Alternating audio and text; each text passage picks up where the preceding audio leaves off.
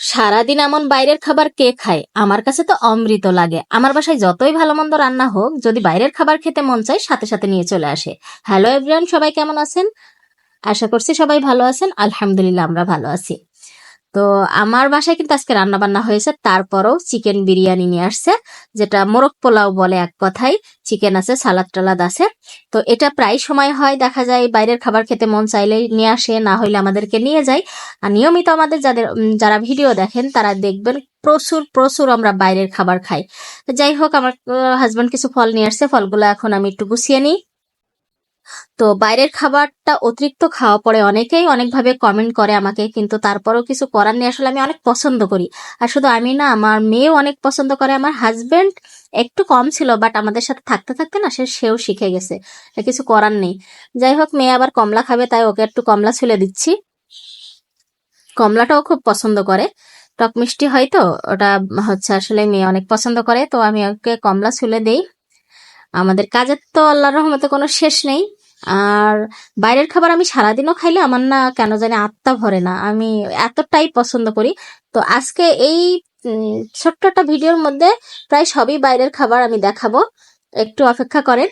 কারণ বাইরের খাবার হইলে সারাদিন খাইলেও আমার না নেই, কিন্তু একটা কপাল ভালো যে আমার হাজবেন্ড কখনো আমাকে বলে না যে এত বাইরের খাবার বাইরের খাবার কব, সারাদিন বাইরের খাবার খাও কেন, এটা কখনো বলে না। এই জন্য আমার খুব ভাল লাগে। যাই হোক, আমি কিছু শাক কিনে নিয়ে আসছিলাম এর আগে, তো এগুলো একটু বেছে রাখবো। কলমির শাক।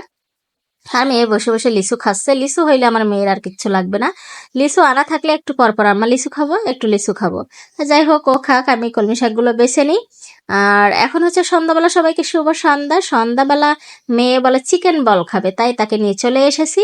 শুধু মেয়ের মা না, মেয়ের মানে মেয়েও একদম সেম মার মতো হয়েছে। বাইরের খাবার হইলে আর কিছু লাগে না। তো হচ্ছে চিকেন বল, আমি বললাম একটা দাও, দেখো মানে আমার ভালো লাগতেছে না, তো ও খাক। যদি আরো খাইতে পারে পরে নিয়ে দিও, আগে দাও। পরেও একটা চিকেন বল নিয়ে খেয়ে নিয়েছে। মানে একটাই তো 4-5টা থাকে। তো সেটা খেয়ে নিয়ে বলছে আমি আবারও খেতে চাই। এবার আবারও একটা নিয়ে ওর বাবা ওকে দিল। তো বসে বসে খাইছে। লাস্টে 2টা খাইতে পারিনি, কারণ দেখেন ছোট বাচ্চা তো, আর তার উপরে ওর শরীরটা খুব বেশি ভালো নেই, ঠান্ডা লেগেছে, যার কারণে মুখের রুচিটাও কম। তো যাই হোক, ও দেখেন চিকেন বল একদম নিজের আপন মনে খাইতেছে। মানে বাইরের খাবার হলে জোর করে খাওয়ানো লাগবে না। আর অনেকদিন থেকে বলছিলাম আমার হাজবেন্ডের একটু রসগোল্লা খেতে চাই, রসগোল্লা খেতে চাই। তো নিয়ে আসছে তো বিচ্ছিরি একটা রসগোল্লা, কারণ আমাদের যশোরে হচ্ছে বিখ্যাত রসগোল্লা, সাদেকগোল্লা যেটা বলে। আর এখানকার রসগোল্লা ভাবিলাম হয়তো কিছুটা হলেও ওরম হবে না।